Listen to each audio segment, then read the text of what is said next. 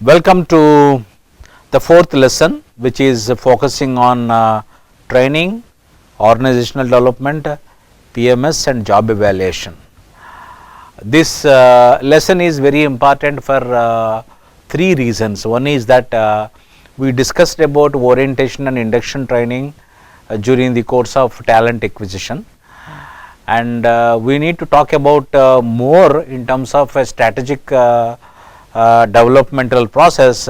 So that is what is called OD, and performance management system is a requirement of the organization, because year on year it has to have the data on performance of each employee, and job evaluation is a continuous process, rather a continual process, because it has to be evaluated from time to time based on the market realities and the nature of the business that organizations do. So this is what we'll come to know about in this lesson. What is training, what is OD, what is performance management system, it's called PMS, and the job evaluation. Let us understand training in a broader perspective, because you train for knowledge, you train for technical skills, you train for social skills, you train for techniques. Okay, and you must have this kind of specified training programs, otherwise a continual learning will only make the organization relevant in the market space. A person will also become relevant in the organization only when he or she continuously updates himself or herself, and when the organization enable them to acquire new knowledge, new technical skills, new social skills which are required as per the demands of the organization, and new techniques which are being used. For example, big data analytics.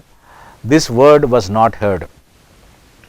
Say for example, 5 years ago, I have not heard the big data analytics. Now data analytics has become, big data analytics has become order of the day. Every manufacturing organization will have a big data. Every organization will have a big data. First of all, the data were not available. Now the data are available. When the data is available, it needs to be analyzed. So when analysis has to happen, it has to happen in a manner which is going to be meaningful and which is going to help organizations add value to itself and to the products and services it offer to the customers. Okay, so this is what is training must focus about that. Otherwise, training will not be able to add any value. Training for the sake of training. For example, when you come to know ISO certification के लिए you need to have some training records. There are organizations where I know very well that they create training data without conducting the training, and they will say these are the list of participants, this is the feedback of the program, this is the program schedule, this is the concluding remarks, this is the faculty. Okay, this is how the program was conducted. You can create records, but it is only cheating the organization by itself. Organizations sometimes used to have this kind of requirements for certification purposes, but that is actually going to help no way the organization to upgrade itself.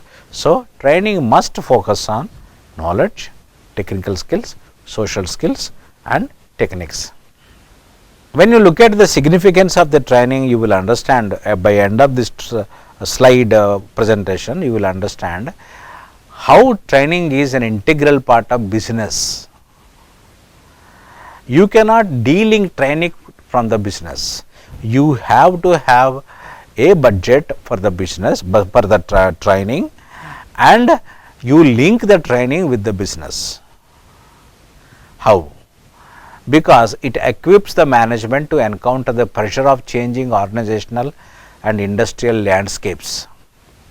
It usually leads to the job satisfaction and higher morale of the employees, and thereby they produce more, their productivity increases, they become creative and bring out creative work processes. Trained manpower enables the management to face challenges from the competitor. And when there is a better idea than the idea which was shown by the competitor, and your organization is going to be benefited immensely for that.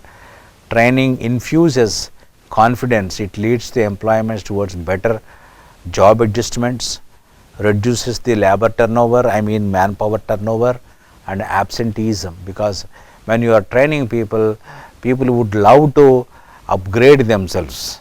Okay. So, what are the benefits? List here will give you the benefits: higher productivity, better organizational climate, and when you train a person to do a job in a right manner, you need not supervise, you need not police them. And those were the days where supervisor is required for every 3 persons. Now, one supervisor will be able to supervise 15 people or 30 people or 15 people, because everybody knows what is to be done. Everything is recorded, everything is proof of data is there, everything is technology has enabled them to register every moment of their work, thereby less supervision is required. When training is given, the person who was trained well will take accountability, and he will become accountable for the kind of job he does. So, he does not require so much of supervision. Prevents manpower obsolescence. Obsolescence is nothing but irrelevance. A person becomes irrelevant when he is not trained, when he is not upgraded. So, makes people relevant. Prevents accidents. Safety, security and hazards. Facing the hazards are order of the day, because in any organization when you have some threats, hazards, professional hazards, occupational hazards, when a trained manpower is there, they will steer very carefully and avoid accidents, and they increase loyalty.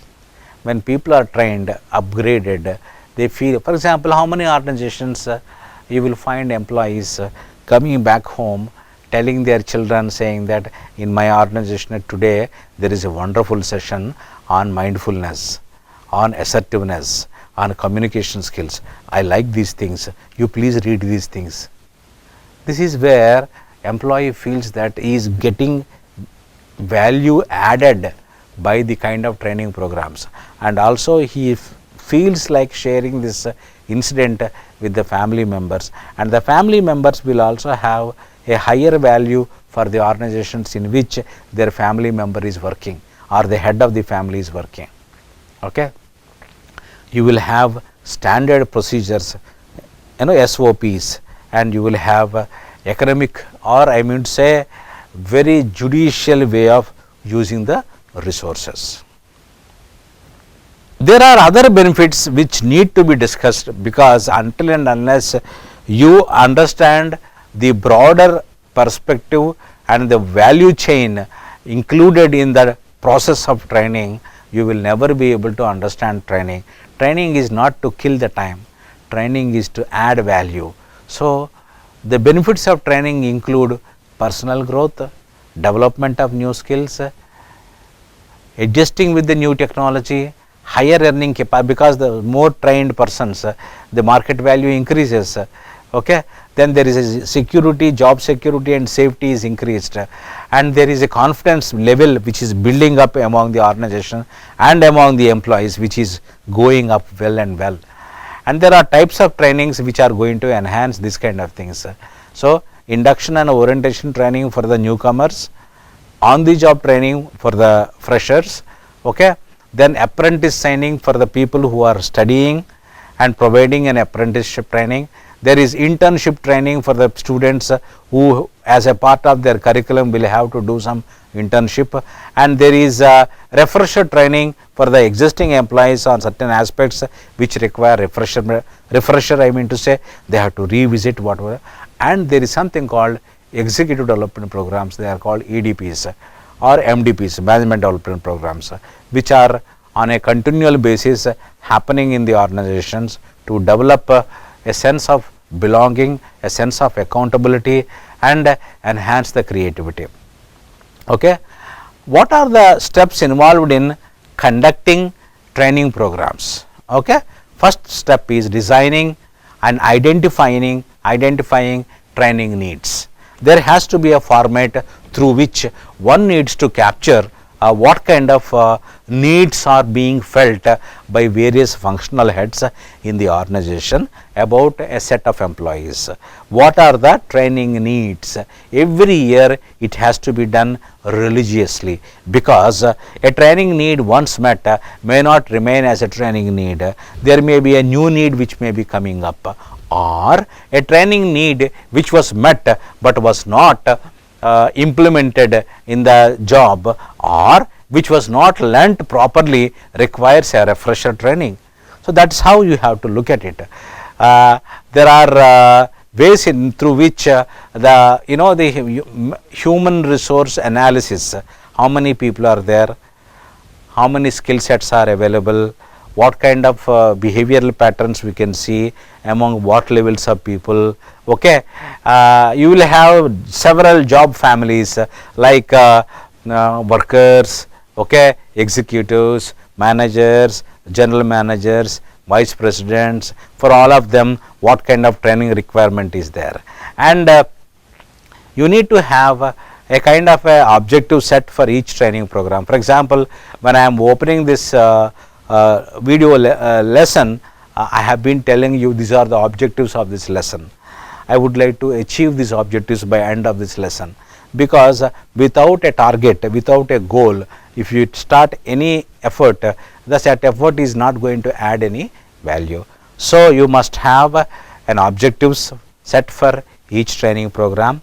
You must facilitate a training program, conduct the training program in a congenial atmosphere where learning happens at ease. People feel like learning, and you will find many people going out, attending residential programs, or organizations hiring resorts where organizations are conducting various training programs in the resorts away from the work, because they wanted people to pay attention to what is being taught in the training programs without getting disturbance from the work or from the office and things like that. And having done all this, you need to evaluate how the program went off, how it was perceived and valued by the participants. So you must have evaluation of training. What I mentioned about training is only a very brief way of understanding training as a function. Okay, please understand that one.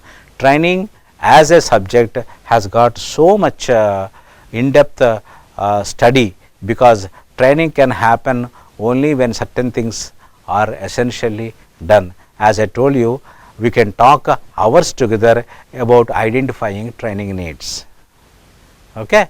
So you must understand that there is so much to be learnt for you against each topic which is being discussed over here. What is OD? I would like you to focus on the diagram, organization development intervention cycle. It is a cycle which starts with a desire to improve or change. Then you investigate what is preventing that improvement or change. So you investigate problem need to be changed. Okay, or need to change. What is the need to change? What is the problem that you are encountering to improve further? Got it? I will once again repeat. You have a desire to improve or you have a desire to change. When you have a desire to improve, you must find out what is the problem that is blocking you from improving, or what kind of change you need to have. Having done that, explore solutions and benchmarks. In what way you must be able to improve yourself or change yourself? You need to explore. Having done that, you need to design an intervention, okay, and results expectation. So, you design an intervention, a process of conducting an intervention, okay, and the results expectation. What is the result that you expect out of this intervention? Intervention is nothing but an effort which you are concerted effort you are making to improve or change. Okay? You are making a concerted effort to improve or change. Implement the intervention. You need to implement the intervention. Having implemented the intervention, you need to evaluate the performance and the learning out of this. I will give you a simple example which runs through this cycle so that you will be able to understand. Okay? You have a problem. Your products are not being sold. Customers are not buying your products. Okay? First of all, investigate why customers are not buying your products. Your investigation must happen in two ways. One is internal investigation, other one is external investigation. Investigate internally about the quality of the product. Okay? Investigate externally about how people are feeling about the product. Why people are not buying the product. Okay? Then you get to know some data. You are exploring that information. Okay? And you set a goal that, okay, now I got a data internally that there is some problem with the project, with the quality, and you get to know about the from the customers about the product that it is not meeting their expectations fully. It is meeting only half of their expectations. So what you need to do is that you need to redesign the product. Redesign the product in the sense you need to add a new machinery. You need to add new raw material. You need to add new way of communicating about your product in the market. So a communication strategy, a machinery addition, and new skills and talents you have to acquire from the market so that this new thing will happen. Okay? Then you do the kind of a implementation. You have installed new machinery, you have acquired new talent, you have communicated about this process to the market, and so that people will come to know that your product is going to be more relevant and going to meet 100% of the expectations. Okay? And having done this, you release the product into the market. Then you get the feedback. That feedback you analyze, and you also analyze what is the kind of learning you have had. You in the sense each employee in the organization, management of the organization, okay, and the kind of implications you have had when it comes to legalities, what kind of further compliances you have to make, legal compliances, okay, what kind of further risks you have to face and mitigate. So these are all the things you need to do this one. So today's world is characterized by volatility, uncertainty, complexity, ambiguity. It's called VUCA. In the VUCA world, what is required is agility. I means you must be agile to every change that is happening in the organization. You must be able to prepare yourself to change. If you say I cannot change, I'm sorry, you are going to become irrelevant. So OD strives to achieve systematic changes that are long lasting and permanent. OD aims to analyze the current organizational challenges and addresses the issues involved in the long term changes of the organization. Okay, is a system. It's a system wide process of data collection, diagnosis, action planning, intervention, implementation, evaluation, and getting the feedback again from all stakeholders. Say for example, in the example which I had given to you, a product needs to be changed. Okay, you have stakeholders. Who are the stakeholders? Your investors, the government regulatory bodies, the customers, the employees, the board of directors. Okay, all these things, pollution control board, all these stakeholders must be taken into account before you design or start making the intervention. So what is the benefit out of this OD kind of intervention? Enhancing the congruence among organizational structure, processes, strategy, people and culture. Everything will have to be coherent. You cannot have different people, you cannot have different structure, you cannot have different work processes which are not aligned to each other. You have to seamlessly integrate everything. For example, if marketing department does not talk to production department, if the production department feels that marketing people get all the cream of the organization, they enjoy the parties, they go to foreign trips and things like that to attend the conferences, then you are creating no congruence. Congruence is nothing but everyone respects each one's job and the way they do the job. Okay, a marketing person's job is to travel. As a process of traveling, he might see some places. It is a coincidence, but you cannot say that he is going on tours for pleasure, things like that. No, as a part of his job, he happens to see certain places of tourist interest. It does not mean that he is going on tours only to see the tourist spots. No. So, a production man will have to feel the importance of the marketing man, the way he communicates to the customer about the quality of the product, usefulness of the product, and gives back the same feedback of the customer to the production people. So, an MD of the organization will equally provide opportunities for both plant people and marketing people to go out, talk to customers as a multidisciplinary team, so that everybody knows about what is happening in the market, what they are doing, whether it is having any matching or not. So, this is a kind of a thing which needs to be understood. Developing organizations' self-renewing capacity.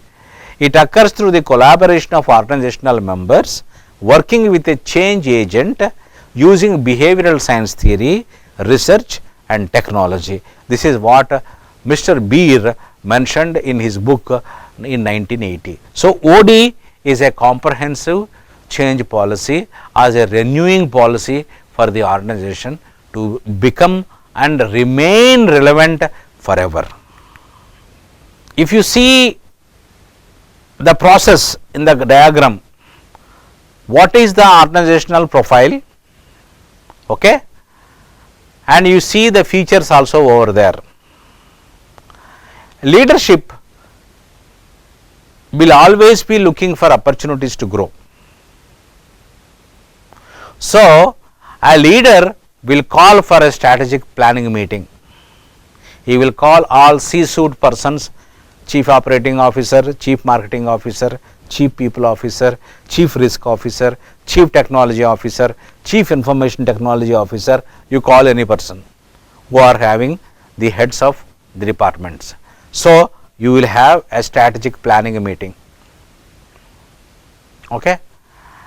Then you plan that meeting in such a manner that you will also get customer feedback. When you have a customer feedback, that is focus on the customer, whatever you are discussing is to enhance the customer delight. So, that link shall always be intact. Okay. Having done that one, you go for workforce focus. What kind of workers, what kind of human resources, what kind of professionals you require to grow further. Okay, and what kind of work processes you require.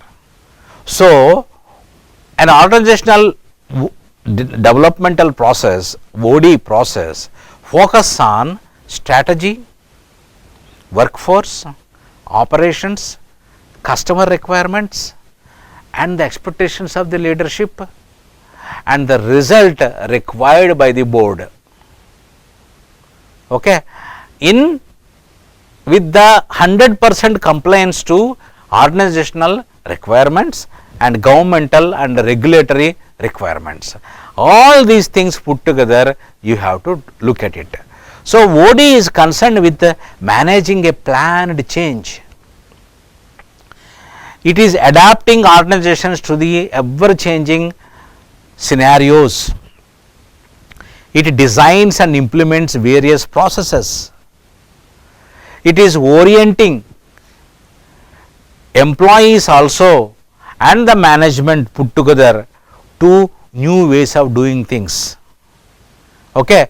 OD helps organization members gain the skills and knowledge necessary to conduct the activities by involving them in the change process. OD is nothing but a change process. When you say all these things, you need a catalyst.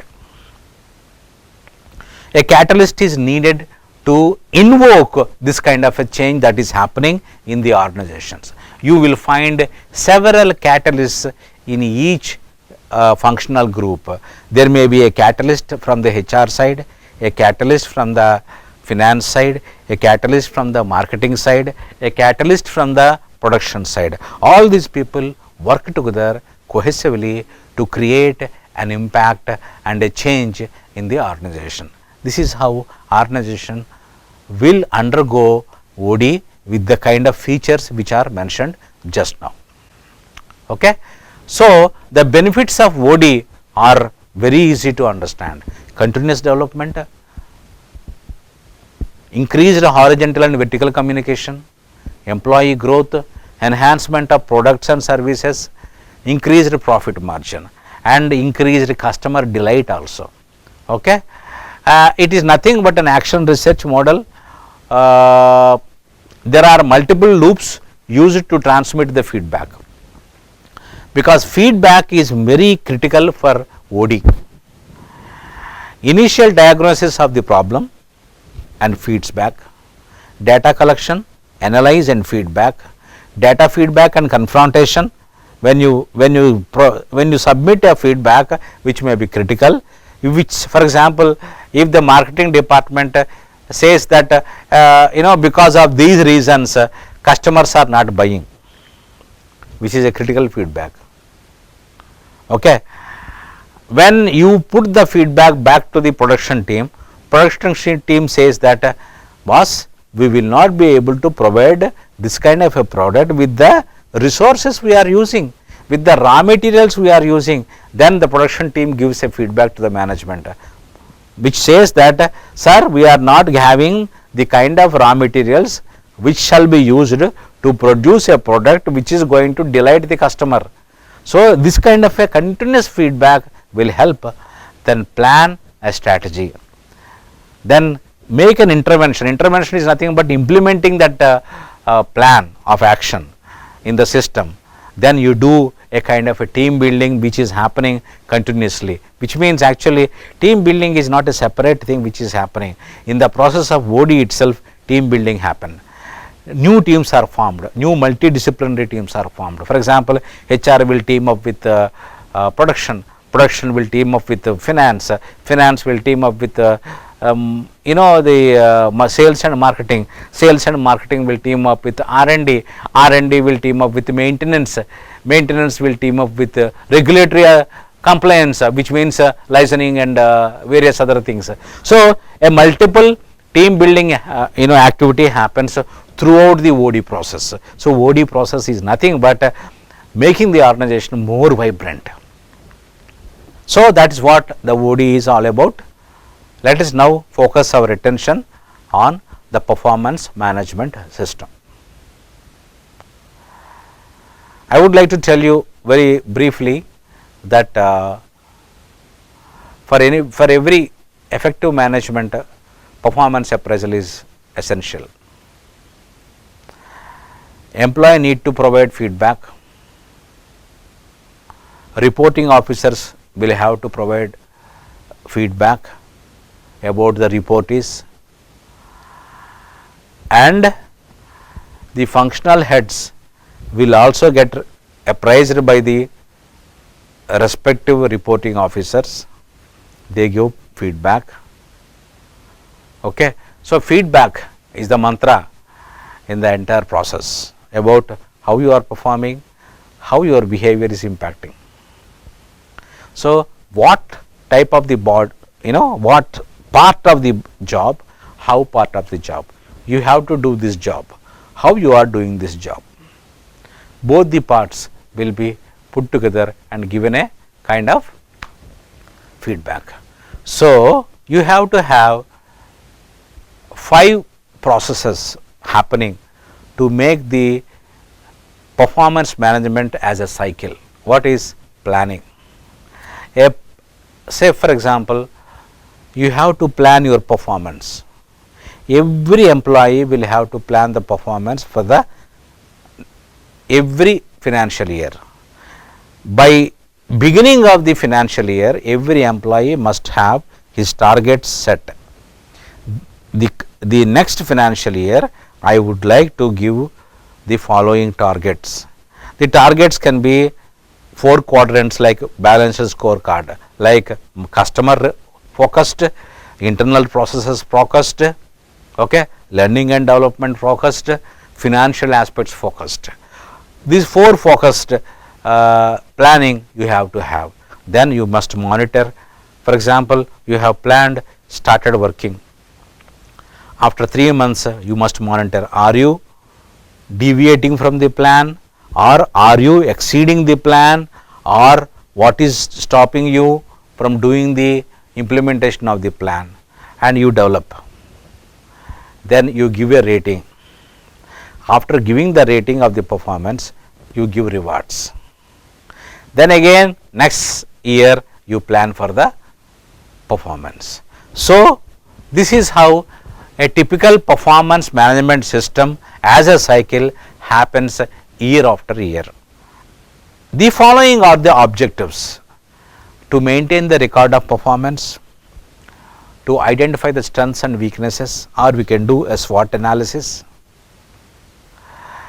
to assess the potential available, to provide feedback to the employees at all levels regarding their performance and their behavior,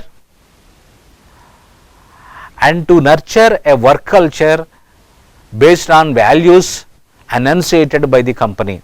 Suppose a company has got vision statement, mission statement, values. Whether the conduct of the employees are conforming to the values which are enunciated. So, you continuously do this kind of a thing and review it and retain it as a record and reward the performance who are the best performers. Today you will find best performer of the month, best performer of the quarter, best performer of the half year, best performer for the year.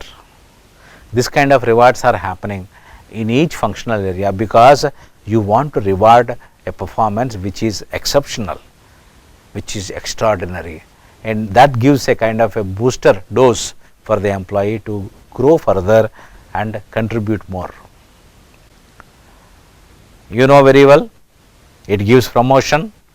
The advantages of the performance appraisal system include promotion, compensation, employee development, selection validation, which means you have selected a right person and you are validating it every year, okay, and it gives a motivation.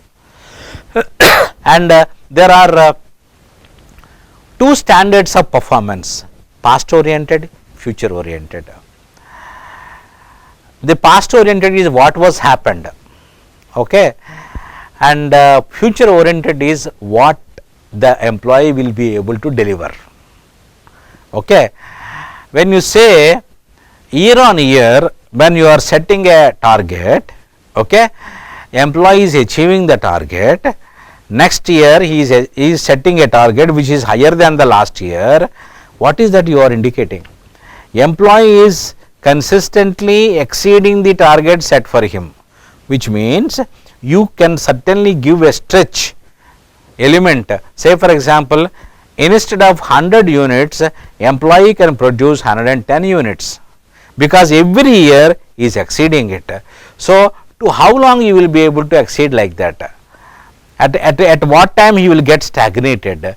When he gets stagnated, what will happen to him? He will be demotivated. So, what is the best way to motivate? That is what is called future oriented.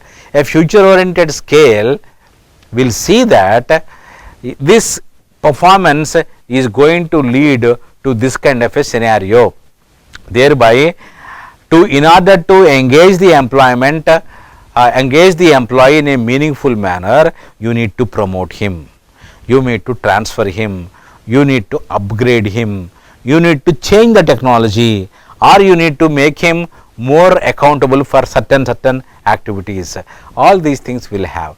You will have typical rating scales, okay, consisting of several numerical scales, each representing a job related performance criteria such as dependability, okay, initiative, output, attendance, attitude. When you say attitude, what kind of attitude? You will be specific about it. Customer orientation is an attitude, okay. Problem solving is an attitude. Cooperation is also an attitude. That's how you will be doing that one. So, rating scales are basically for how part of the performance, and what part of the performance is seen by what is the job assigned to him, how much he achieved it in numerical terms. So, there is a numerical assessment and a qualitative assessment. Last but not the least, job evaluation. In this presentation, I would like you to go back to job description, job specification. Having done job description, job specification, having done performance appraisal, you need to continually do job evaluation, because market pricing, ranking, okay, and applying various methods, you will do job evaluation. Job analysis is different, job evaluation is different. Job analysis is the systematic process of examining specific tasks. It's something like time and motion study, okay. How many times employee is standing up, how many times employee is bending himself, how many times employee had to constantly stand at one place. These are all the time and motion studies. What is job evaluation is, okay, how a job is viewed as a value. What is the rank that was given to this job? What kind of grading has been given? Okay, what kind of factor compensation has been mentioned over there? What kind of point ranking was given to them? This is what is called job evaluation. Now, I will tell you one by one. Okay, job ranking, job classification, job grading will give you the value of the job. Say for example, persons working in business critical positions like, okay, an R&D person, an industrial engineer, IT person, accounts person who manages the flow of money, working capital and things like that. These are all critical positions. You have to give some ranking for them. When you give a ranking, based on the ranking, you compensate that one. When you compensate that job based on the ranking given and the value which is being brought out by the job holder of that job, you certainly end up having a very comprehensive evaluation. you will have two types of evaluations, non-analytical, analytical. Non-analytical is nothing but your benchmark of ranking, your grading. Okay. A job grade, for example, manager 4, M1, M2, M3, M1. That is the grading you have given. Okay. You have a ranking for the manager positions. For example, a manager M4 in HR department, a manager M4 in production department may have two different rankings based on the nature of the job they do. A production manager M4 may be commanding the resources, utilizing the resources more judiciously, causing less wastage. So, that job ranking will go up. A HR manager may not have so many resources at his hand, or a HR manager who is doing the talent acquisition may have higher value than a production manager, because he is bringing the right resource at the right time, at the right cost, for the right job. If that induction is not happening, organizations will suffer immensely.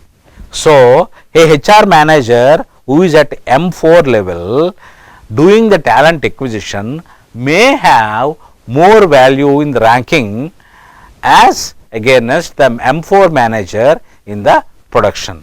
So, that is how you have to look at job evaluation. I told you job ranking, each job is ranked subjectively according to its relative importance. Job grading or classification is done, okay, and based on the family of jobs which are being existing. Point rating under this system, points are awarded for factors such as experience, training, mental alertness, physical effort necessary, and that are common. For example, a person working in hazardous working conditions, okay, he may have, according to the points rating, higher ranking, because he is susceptible to various occupational hazards, he will suffer from various other occupational disorders, and he may be subjecting his mind body to extreme conditions. So, you have to rate accordingly. So, why do we have to have job evaluation? To gather data and information relating to job descriptions, job specifications, employee specifications for various jobs in the organization, you must have this. To compare the duties, responsibilities, demands of the job with that of other jobs. Each job exists in relation to others. Each job is unique. So, you have to bring out that uniqueness only when you do the job evaluation, to determine the hierarchy, the place of various jobs in the organization. When you look at the hierarchy, for example, a job requires a kind of mental attitude, intelligence, judgment which is of higher value, then you have to give him a decision or a designation of general manager.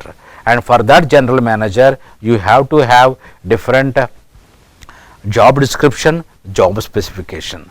And this is how job evaluation, when a job is evaluated, it directs the authors of job description to write an appropriate description of the job, and also arrive at appropriate job specifications, determine the ranks and grades of various jobs, to ensure fair and equitable wages on the basis of relative worth of the job and the value of the job. In other words, equal wages are fixed for the jobs of equal worth or value. For example, a person who is having extreme exposures to climatic conditions, working and extreme heat will have to be given more compensation, because he needs to be compensated and he needs to be given a specified vacation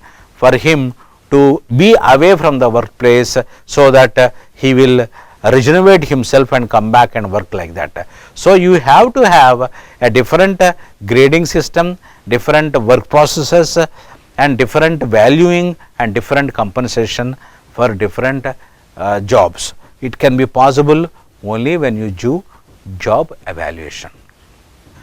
The following are the common steps. Specify the parameters, gain approvals and support from the senior management. Why do you do the job evaluation? What is the objective of doing the job evaluation? Select an appropriate evaluation method or a system, both quantitative and qualitative. Okay. Collect job data consistent with the method or system. This step includes specifying trustworthy data collection and techniques. Analyze data, document the job content and evaluate jobs. Use points to develop job worth hierarchy. According to the worth of the job, you have to specify the hierarchy. Group the jobs into grades based on appropriate breaks, or take another fair, understandable, defensible and practical approach. Okay, because when you suggest certain things, it should be defended with rationale.